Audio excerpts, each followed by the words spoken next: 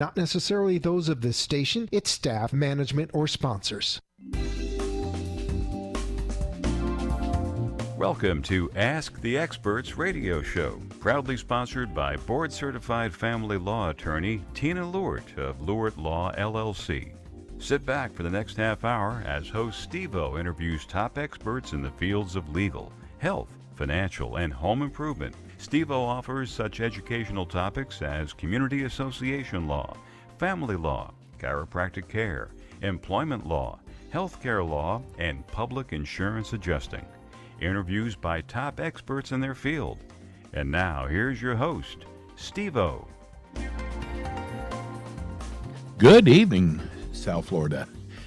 Do we have a treat for you tonight? We get so many emails regarding our first show each month. We should just call it the Kay Bender Rimbaum Show. We literally get probably at least 50 to 60 emails a month of questions that people want us to ask. And a lot of those emails said, why don't you do the show more often? Well, we have finally found a way, not every week, but the first and last Thursday of the month is going to be the Kay Bender Rimbaum Show, basically. Though it still Ask the Experts, but we are so excited about this because it's such a great show. And on the first Thursday of the month, we always have people on the phone waiting that we couldn't get in. And we also had questions that you sent in that we couldn't get in. We just didn't have enough time. So now, not only the first Thursday of the month, of course we're on from 6 to 7, but now the last Thursday of the month, we are going to have the Kay Bender Rimbaum Association, Community Association Law. And one of our experts, if you've been watching this show long enough, you will probably recognize him. Listen, and we have two guests, not one, we have two, which is unheard of. But let me start off. I want to introduce you to our two guests tonight, Michael Bender, attorney Michael Bender, and attorney Peter Mullengarden. Good evening. Hello. Good evening. Michael, how long has it been? A couple of years? Yeah. It's been a little while. Been a while. I let Robert have the spotlight. Yeah. Okay. Well, anyway, we have got so much we're going to talk about. We've got your emails. If you would like to call into the show, the phone number here is 888-565-1470. We are here to take your calls, your questions regarding HOA and condo association law, and we've got a lot of questions tonight. So I guess, Michael, we'll start off with you. Tell everybody about the firm because we're going to have a lot of new listeners on tonight. Sure. Anyway, well, Steve, it's good to be here. Peter, nice to see you. Same here. And Kay Bender Rimbaum we are a community association law firm. Our practice focuses on representing community associations. Hopefully, if you're calling in from a condominium, HOA, cooperative, or the like. And we, as general counsel for our clients, we handle all aspects of that representation, from day-to-day management, from legal issues on a day-to-day basis, interpreting your covenants, amending and updating your covenants, enforcing your covenants, to assisting with the collection of delinquent assessments, to addressing simple to complex litigation matters, and everything in between. We pride ourselves on our availability, our accessibility, our responsiveness. Peter and myself are 2 of 9 of our attorneys who are board certified specialists in this area. We also, as you know, Steve, and hopefully people listening know, we're very big on education. We offer a lot of education, both virtual and trying to get back to some live education. We are also very active in legislation, both through the Florida Bar as well as through CAI's Florida Legislative Alliance. That's a little bit about us and who we are. And I just want to say it's nice to be here. And to those listening, what we're doing here with this show is the first Thursday of every month you'll get Robert Kay.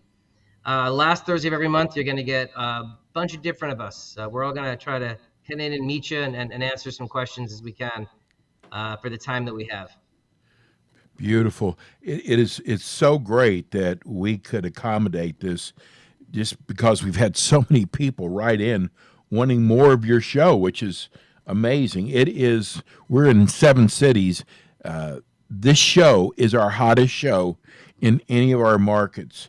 So we are really glad to have you now, the last Thursday of the month, for the entire hour. Let's start off, and you guys decide who is going to answer these questions. We're going to start off with some of your emails that have come in, and I don't think we're going to get to all of them tonight, but Peter, you and Michael decide who's going to take each question. We're going to start off with Bonnie from Boca Raton. She wants to know, are potential buyers allowed to attend a board meeting before purchasing a unit? Mike, want me to do that? Sure. Basically, no. Okay. Board meetings are open to owners. Okay. Some boards are more liberal on that, but technically the board meeting is open to its unit owners. It's a private meeting. It's not a public meeting. And owners have a statutory right to attend, but no others. It seems like people have a problem when they're not invited to board meetings. People have lots of problems. Here's Arnold in Boca Raton. He's a new board member, said he loves the show. He said, so if I understand this correctly, the board cannot have a closed meeting to discuss any issues we have and to invite the whole building. Is that correct? Well, there's 2 circumstances they can close it. Yeah, it's a bit of an overstatement. There is, as Peter just mentioned, there are under the statutes, there are 2 times a board can call an official meeting and close it to the membership. One would be if they're calling an official meeting to discuss personnel matters, and the second would be if they're and that can be with or without legal counsel. And the second would be if they're they want to have a meeting with counsel to discuss pending litigation, or I would say that's something you want to discuss with your counsel as to whether if you have issues that are discussed that you want to discuss, whether they might lead to litigation matters and require some attorney-client privilege. Those are the 2 areas. So if you're posting, you should still post that you're having a meeting of the board, but it would be posted as a closed meeting to address either personnel or those legal issues. And then the membership is not invited to join those meetings. All other official board meetings that are posted are all, as Peter mentioned, the membership of the association is invited to attend and can speak on agenda items at such time as the chair of the meeting designates. But that's it. So if we're talking official meetings, those 2 meetings are when the board can close and not have the members attend. Well, apparently Arnold's a new board member. He wants to know, though. He said it seems ridiculous that every time we have to talk about something, we have to invite the whole building. And he wanted to know your thoughts on that. Well, again, this is for the transparency. It's somewhat akin to the sunshine laws, which affect governments. They don't affect associations, but it's somewhat similar in that the owners pay assessments. The owners are entitled, to be in attendance at a board meeting and watch the board and participate by speaking when the board is making decisions. So, the law, is pretty clear. In fact, in my experience for doing this for a long, long time, I won't say how long. Just say yourself. I saw that. Long. No, I've been doing it a long time. You've been doing it a long, long time. long time. I find boards sometimes are too eager to close meetings. In other words, they want to close it every time they think it's something sensitive or something delicate, or they always use this other language.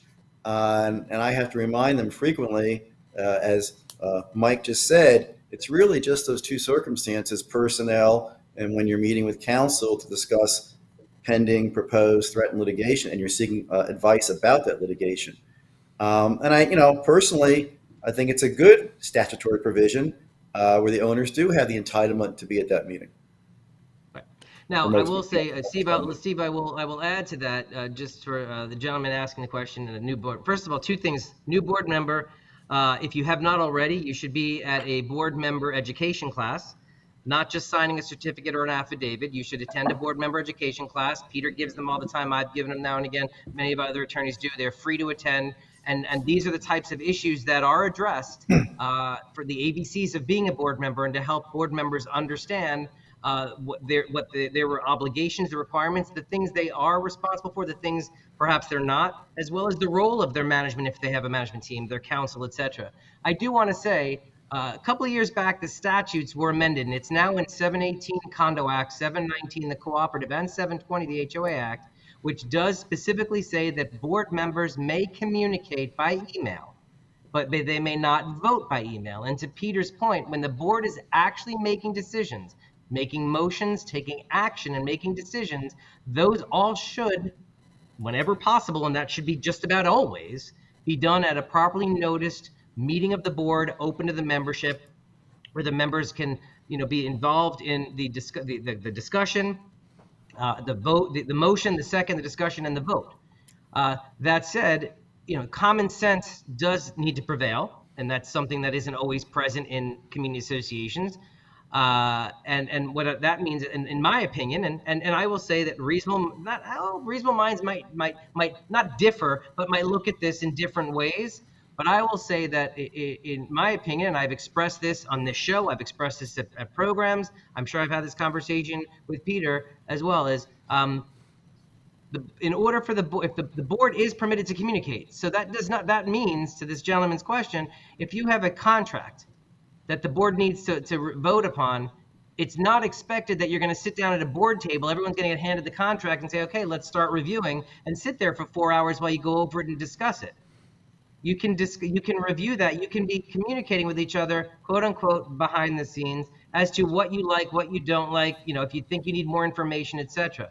What matters most, though, is that when you just make a determination which contractor you want to go with, and that's on an agenda item that the board is going to consider and vote on a contract for the painting of the building, for example, that discussion, that conversation, that motion is made, that second is had, and that conversation, the communications that might have been had before, I always say there should at least be some summary of what was discussed and the reasons for why you're going to make a motion and or vote in favor of or against a motion, so that those owners who have taken the time to either come out, or if it's virtual, to attend virtually, are aware and can ask questions pertinent to what's going on. And to Peter's point, transparency. It's a word we preach, KBR, we preach it. But I do think there is that level of common sense. So my guidance, and oh, by the way, we should have said up front, this is not legal advice, guys. Informational. This is informational. But my recommendation is that if you have a question about, hey, can the board do this, discuss this, how can we handle this, reach out to counsel. If you don't have counsel, if you don't have counsel, you can get new counsel. Find experienced counsel that can assist you, and so that you do these things the right way. You're not necessarily handcuffed from having. We already have we got a board of call. First night, board of call. Let's go to Stan in Palm Beach. Hi, Stan. Well, my question is, the board raised the fee $10 in my HOA. I did not receive notification of such increase, and therefore I paid my January payment short $10. I received a notice for the $10, a $25 late fee from the community, and a $25 fee from the management company notifying me that I could be sued or sent to a collection agency. I paid the $10 and wanted to dispute the $50. In February, I got hit with another $50 fine. One, is that proper? Is it legal? Does the management company require to send out a collection legal notice twice or just once? Okay. Well, You want me to go? I mean, are you asking whether the increase in the assessment was legal or the way they're collecting it? Question is, can I be charged $25 twice for the letter of notification that they're going to turn me over to collection agency? Well, I can offer my what I'll tell you again is the fact is that, first of all, based on the facts you've presented, I have some trouble that you're saying notification wasn't provided of the increase. Now you're saying you didn't, and we're not going to get into the specific facts respectfully. I just want to, because we just need to answer this generally. But if people were not properly notified, that could be an issue in and of itself, and it's disappointing. To hear that you would say, hey guys, I never got notification, presuming you didn't, and that they're going to sit there and hit you with these quote unquote penalties on top of a $10 increase. But late fees on late fees, in my opinion, are not permitted. No, Yeah, that's not permitted, and it's only one late fee per delinquency, so they right. can't So keep if you paid piling the $10, on. if you paid that $10, and then your next payment you included the $10, so you were not late, there is no other late fee. They shouldn't be charging a late fee on the late fee. I agree. I've been hit with one $50 charge, and that's it.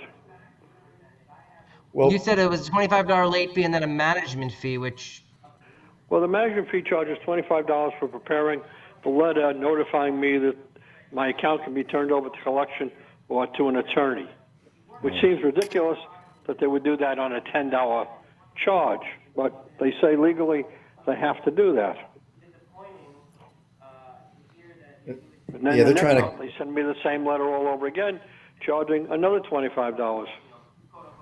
right, well, and that's that other 25, and again, you said that after they sent you the first letter, you paid the $10, and then your next month, I presume, you paid the full amount, including the additional 10, because now you knew. Yeah, exactly. Right, so there should be no other $25 charge, it should have just been the one. Okay, thank you, So Stan. once I pay the 50, there should not be another 50 any other month. That's what I needed to know. I mean, Doesn't sound unfortunately, like it. right, that's your easiest out. I don't like it. I don't like the way that story went down. I'm not a fan of the charges against you at all, but from the way you presented it. But if you pay that 50, you should be done. Thanks, Stan. Let's go to our next call. We've got Susan. I think it's spelled wrong. Ciampa? Is that right? Hi, Susan. Hi. Could you tell me Hi, the Susan. definition of a material alteration, and if a large screen television or a portable grill are either one considered a material alteration? Okay, this is always an interesting question. Okay, and this Condo comes or up- HOA? Condo. Okay. Material alterations basically have been defined since the 70s in a case. It was a Sterling Village case. And basically, a material alteration is when you change the form, shape, elements, or specifications of the property in a manner that appreciably influences, affects, or changes the use, function, or appearance. That's a paraphrase. So it's basically Pretty good a material paraphrase. alteration is when you're changing the common elements or the association property in a way that's affecting in appreciable manner the look, function, or appearance. Okay. In your particular sample or facts, they're adding a large screen TV and a grill. Now, ordinarily, I wouldn't think, and Mike might disagree with me on this, that's okay.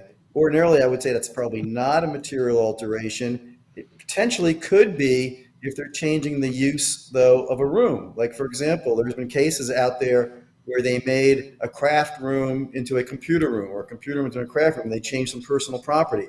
When they did that, they changed the use of the room, and therefore that was a material alteration. It was an appreciable change of the use. I don't know, was there, so under these facts, typically, ordinarily, I would say acquiring a TV or acquiring a grill would not be a material alteration unless there was something more into terms of that would turn it into that. I don't know, but Usually we get material alteration questions more with physical changes to color, use, appearance, things like that. This one, again, it will kind of depend upon, how much did the change of the use or the change of the appearance was affected by what they did. I'm leaning toward no. Okay. All right. Yeah, Well, thank you very much. I agree with what Peter said. The caveat I think we need to provide is if someone was complaining and it went up to the division, how would the division decide? Right. But I think I agree with based on the facts you've provided.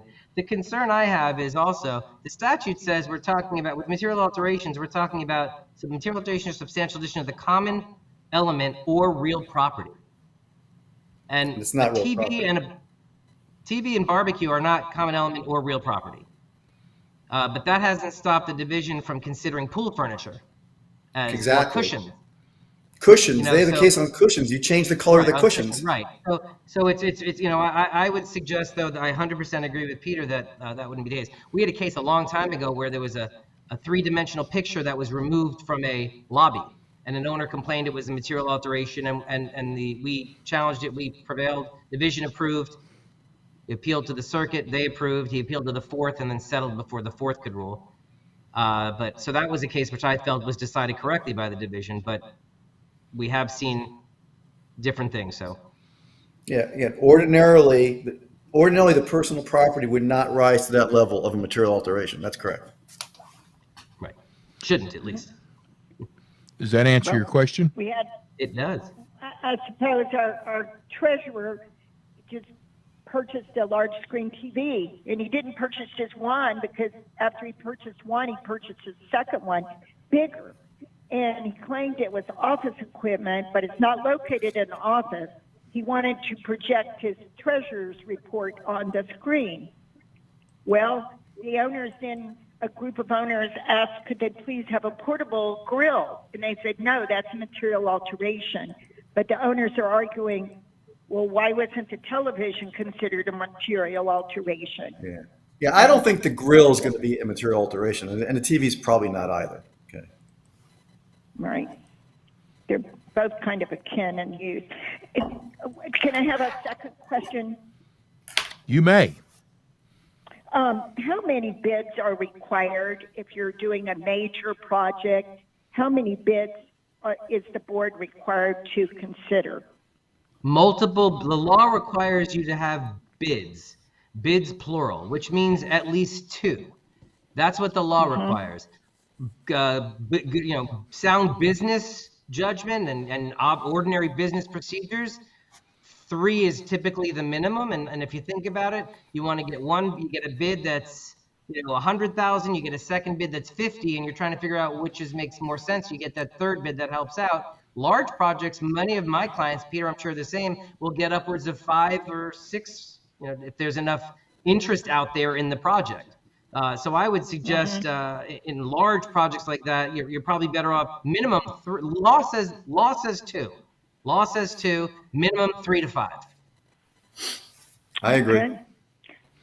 All right. Thank you very much. Appreciate your opinion. Thanks, Susan. Appreciate it. Is that both HOA and condo, the 2 bids? Yes, although the amounts when you have to get a bid are different, which is interesting. As far as the minimum amount of the contract, and in condo, if it's a contract that's more than 5%, of the budget, you have to get a bid. In the HOA, it's 10. So it's interesting how they have that difference. Well, But the bid amount's the same. okay. We're here with Michael Bender and Peter Mullengarden. We're talking community association law. We're going to go to break right now. Can one of you guys give us your phone number if people want to call the office? Sure. The easiest number you can reach us, and just so you're aware, I should have said this, we do have 3 main offices. We have an office in Pompano Beach, we have an office in Palm Beach Gardens, we have an office in Hillsborough, offices by appointment in Miami-Dade. So you can reach all of those offices, 800-974-0680, 800-974-0680. And of course, info at kbrlegal.com is the email to reach us, and go to our website at kbrlegal.com. And there's a page right there if you have if questions, or if you're a board looking to consider a new counsel or additional counsel, you can reach out to us that way as well. We're going to go to break. When we come back, we got so much more for you. We'll be right back.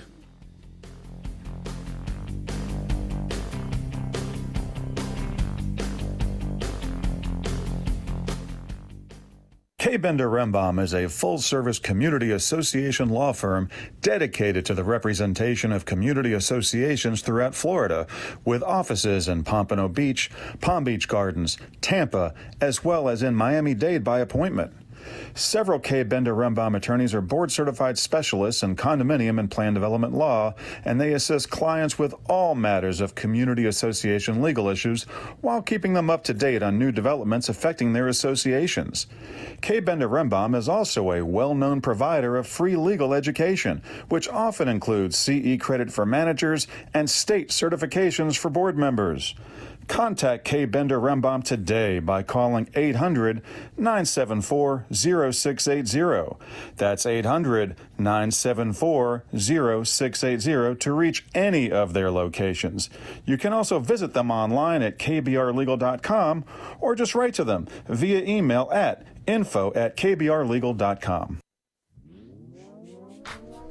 We are back now with more of the Ask the Experts radio show, proudly sponsored by board-certified family law attorney Tina Lewert of Lewert Law LLC, covering South Florida. And we're back. This is the Ask the Expert show, going on our 8th year. We're with you every Thursday night from 6 to 7 drive time. You can listen to us on your way home. And if you're just tuning in, we have added our most popular show, K. Bender Rembaum, who are with us the first Thursday of each month. They are now going to be with us the last Thursday of each month also. So you'll get both the shows now.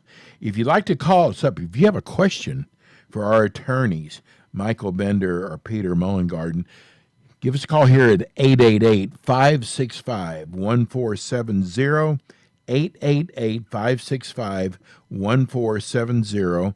I just got a text, Michael, that somebody who is a board member who's come to a lot of your expos that you do, where you're speaking at, and said that you are a wonderful speaker. Now, is that your cousin or your relative? Your mom texted. Yeah. Thanks, Dad. But actually, I got to tell you, because I haven't really talked to you in a long time, you get a lot of compliments. I don't know how many people you talk to after you've done your classes that you do, but people really enjoy how you speak.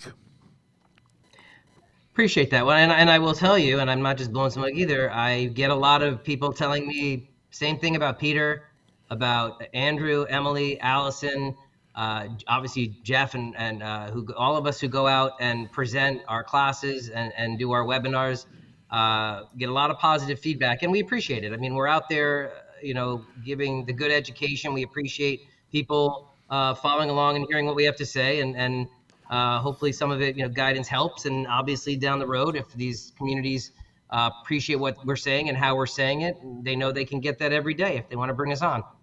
Wonderful. Speaking of that, you have a few things coming up, don't you? Well, we do. I will tell you that I have a couple of things that I have coming up in June. And as we talked about, Robert will be on next Thursday. I guess that's June 2nd, and he'll be able to fill you in on more of what we're doing as a firm.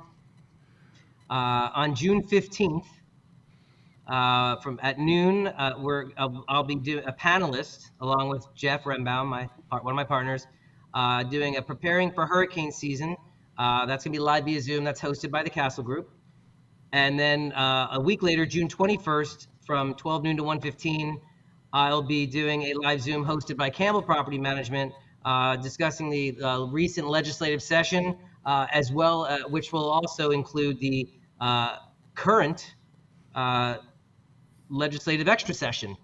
that they're having right now, and which ends tomorrow, and which hopefully will conclude, if not today, tomorrow, with governor signing a condo safety bill.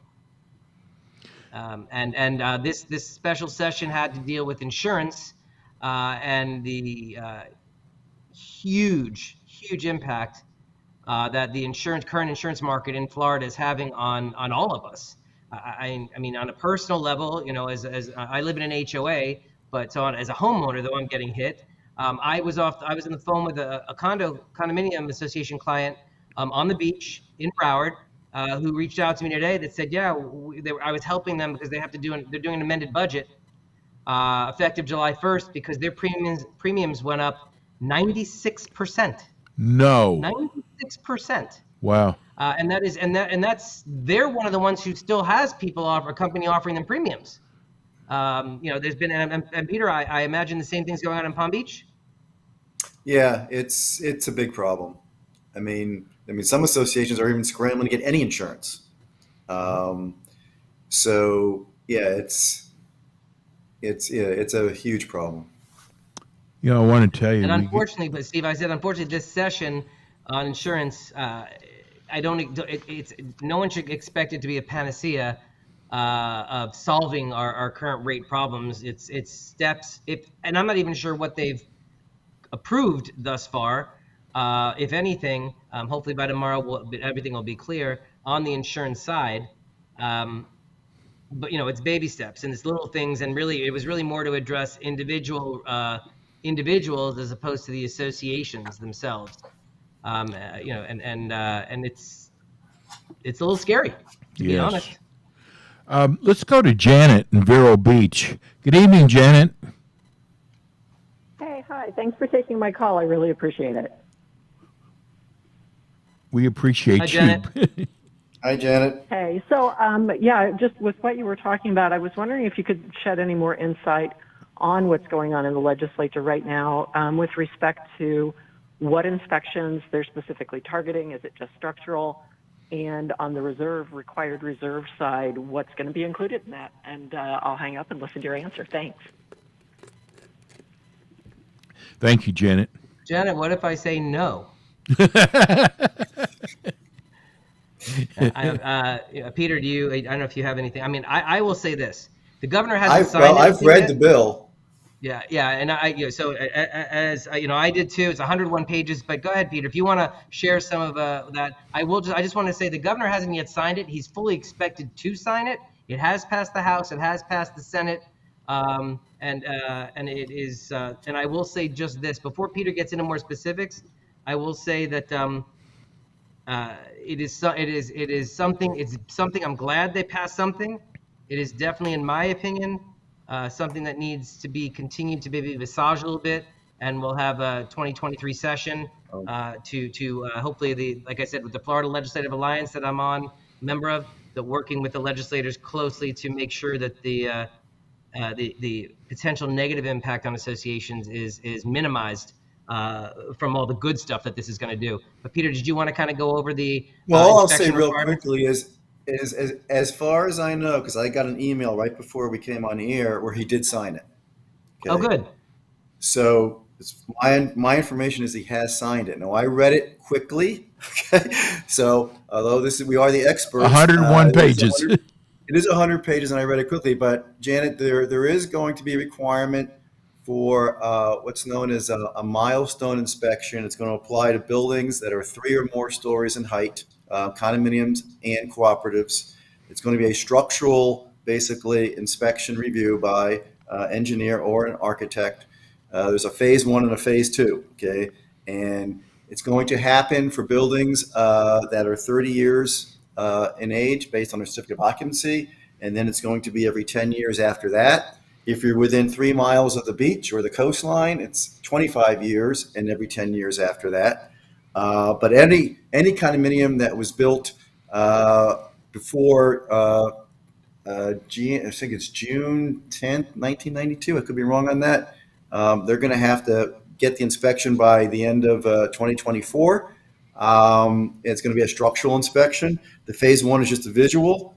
If the visual shows there's problem, this is, by the way, a very brief summary. Okay, very brief. We'll get more intense on this later.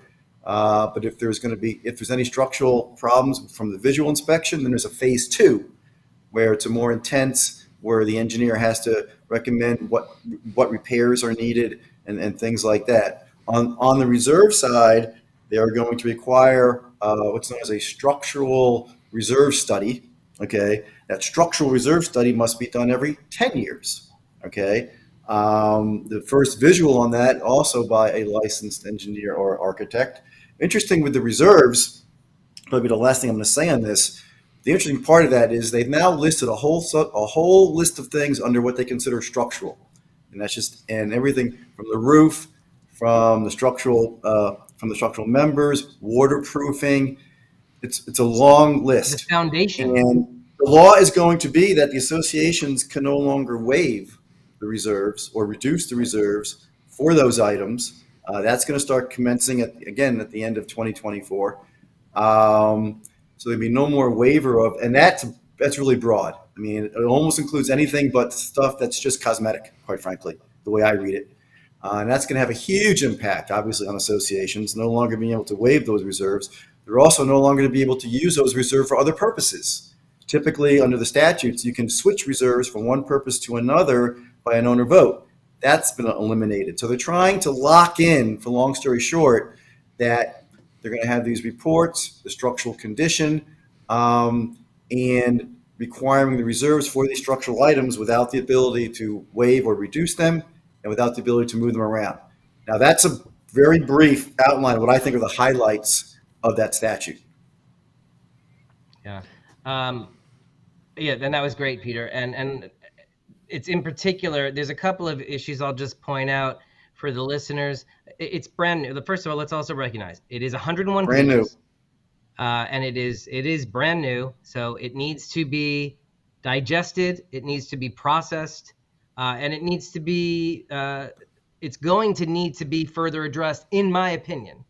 To Peter's point there, when we're talking, what exactly does that mean with fully funding of reserves? And the fact, and you're also talking about requiring these inspections by these engineers, and even these reserve studies by these engineers, and there's there is a potential. I think there's a definite issue of labor shortage, of having enough qualified people to do what this bill, once signed law, and by the way, according to what I texted our lobbyist Travis Moore, he said it's not signed yet. Governor will be signing though. Your interest is better than mine. So the idea here is though,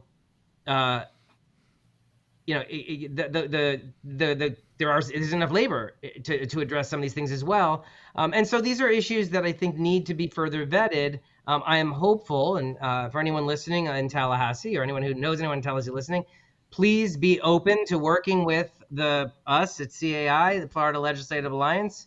We are a cross-reference of the industry. We have qualified attorneys, we have managers, we have CPAs who can help with the reserve study. We have reserve advisors involved, engineers. We have the whole gamut, and let us work with you on making sure this language is effective, positive, effective, which is what you want out of Tallahassee, but not to the extent that it's going to be detrimental or in some cases decimate. And I also don't want to get, because you have owners who are panicking or potentially panicking about, oh my God, we haven't had reserves in 30 years. Now we need to fully fund in 2. And I don't think that's what it necessarily, I hope that's not what it means. So we got to work all that out. The good news is that's a good point. Yeah. The good news is, as Peter mentioned, the effective date for these things, the reserve study in particular, is the end of December 2024, or I guess effectively January 1, 2025. But it does say, I think, December 31st, 2024. That means there are 2 legislative sessions prior to that. There's March of 2023 and January of 2024. So we do have opportunities over the next couple of years to work with Tallahassee, to work with all the industry professionals and massage this in a way where it is in place and effective. I'm very happy they're going to require the entire state to have these certifications that Miami-Dade and Broward were the only counties that had it. It's great that we're going to move forward with that. Condo safety is obviously the big part. You know, I mean, it's a small, very small silver lining to come out of a tragic event in Surfside, but we do need to now make sure that this bill will be completely helpful and effective and not devastating, especially when we have the insurance situation going on.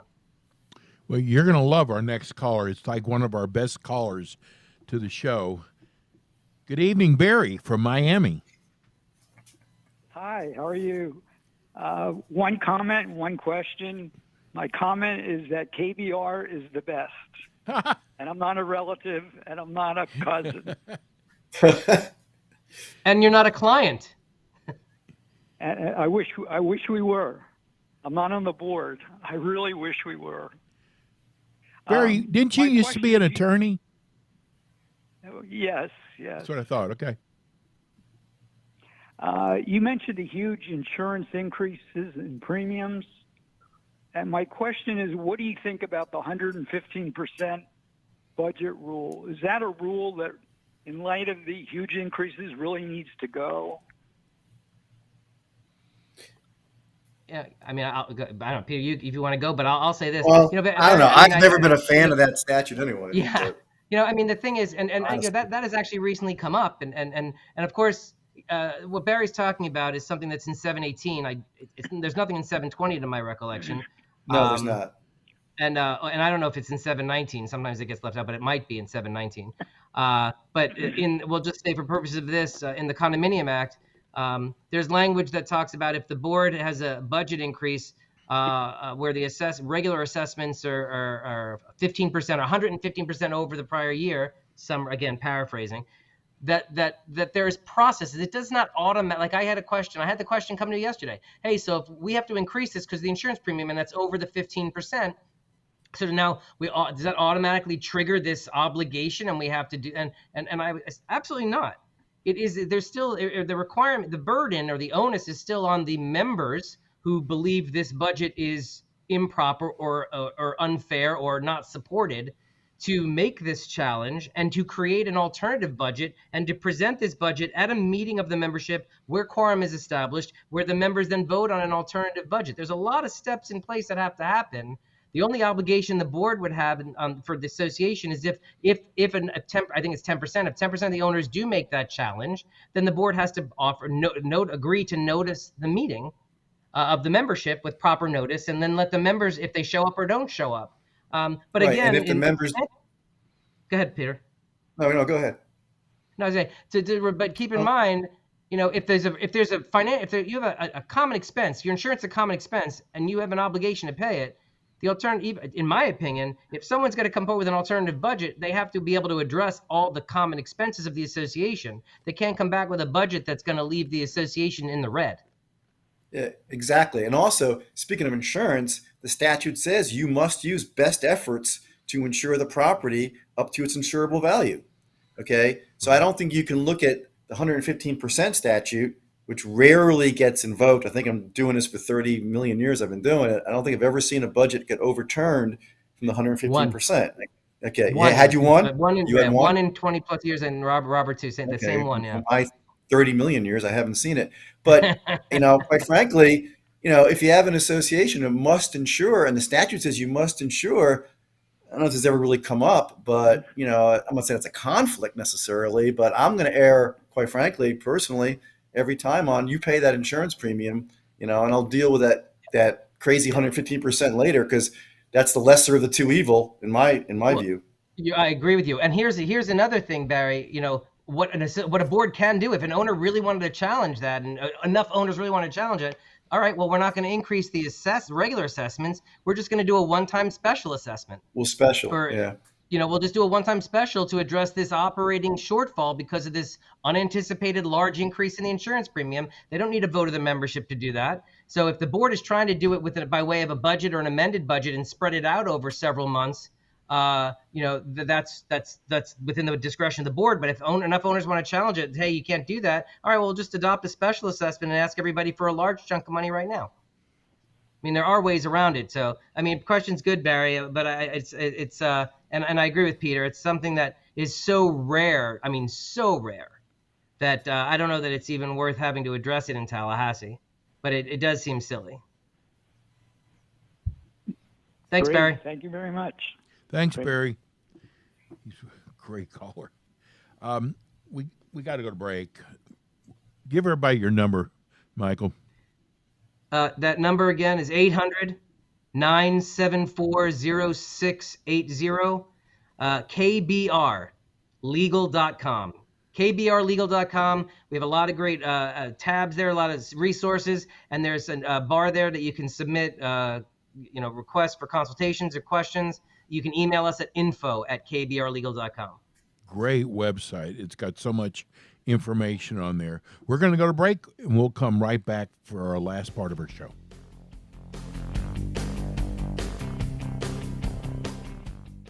K. Bender Rembaum is a full-service community association law firm dedicated to the representation of community associations throughout Florida, with offices in Pompano Beach, Palm Beach Gardens, Tampa, as well as in Miami-Dade by appointment.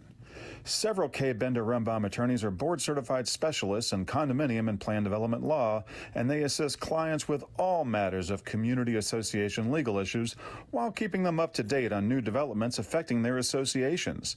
K. Bender Rembaum is also a well-known provider of free legal education, which often includes CE credit for managers and state certifications for board members. Contact K. Bender Rembaum today by calling 800-974-0680. That's 800-974-0680 to reach any of their locations. You can also visit them online at kbrlegal.com or just write to them via email at info@kbrlegal.com.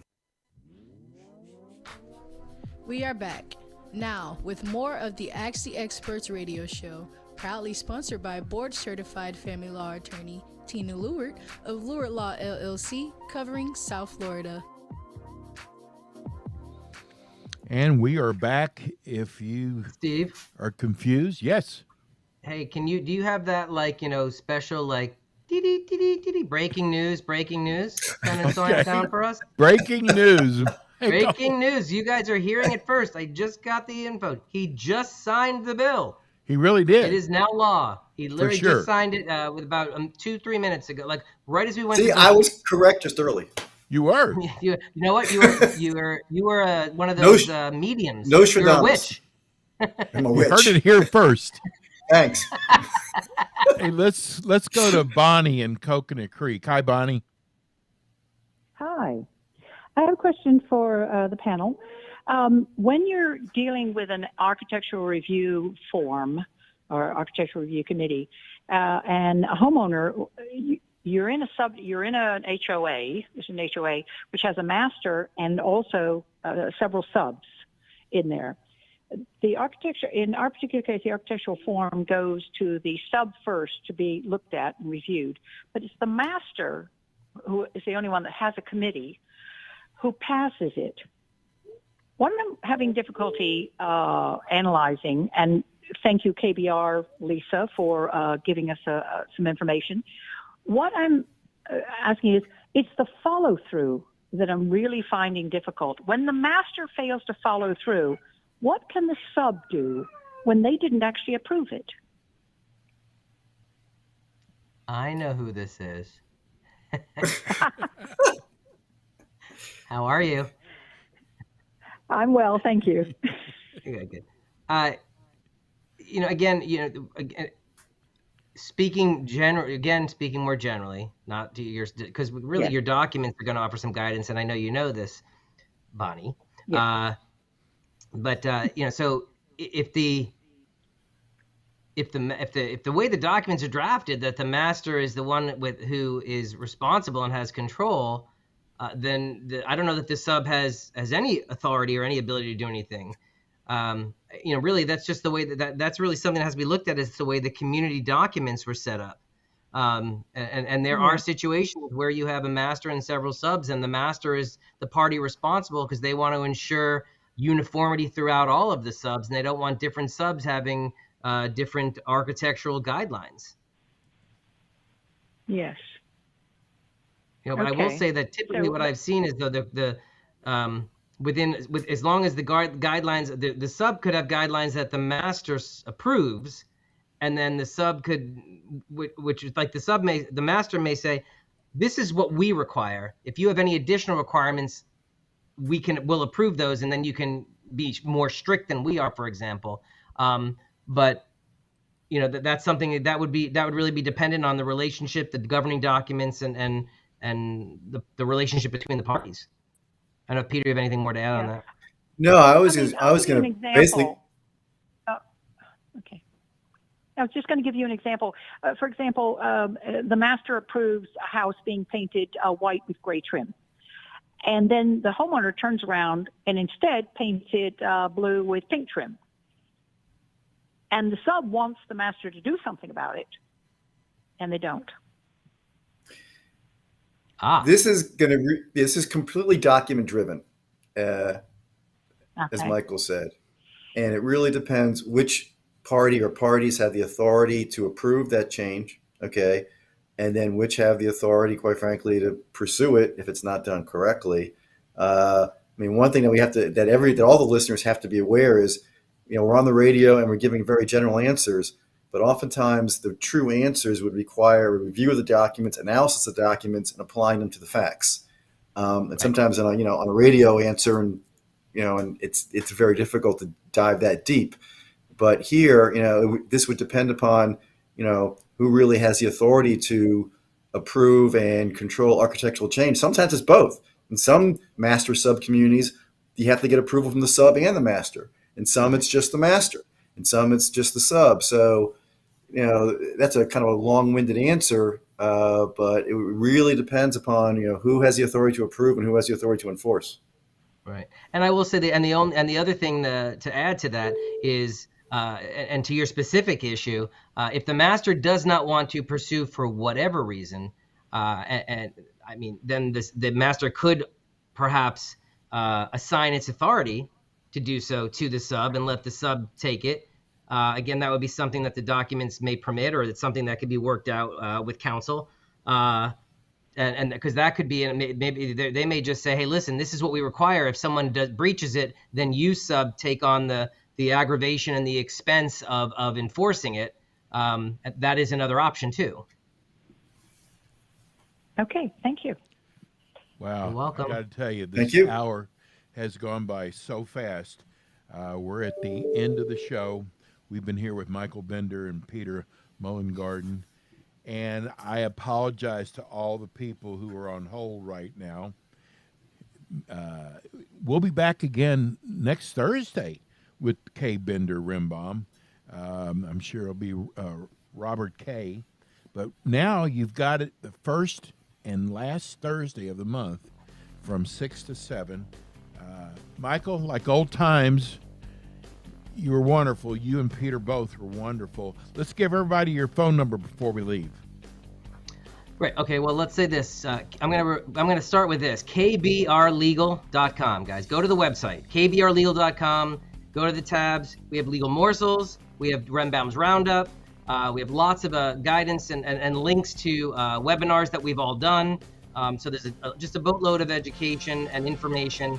There's also obviously information on the firm at kbrlegal.com. As I mentioned earlier, if you like the answers you're giving, if you like what we hear from Peter and I can assure you this is just the way all of our attorneys are educated and share information. And so you can reach out to us through the website, hit a submission form there if your board or management team is looking, if the management team is assisting the board with looking for counsel. Info@kbrlegal.com is another way to reach us. Out of here.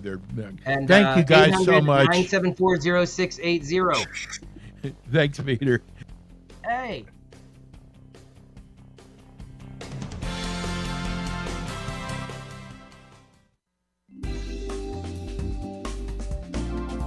Thank you for tuning in today to Ask the Experts, sponsored by board-certified family law attorney Tina Lewert of Lewert Law, LLC.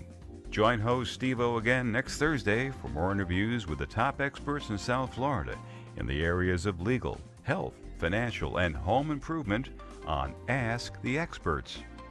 The opinions expressed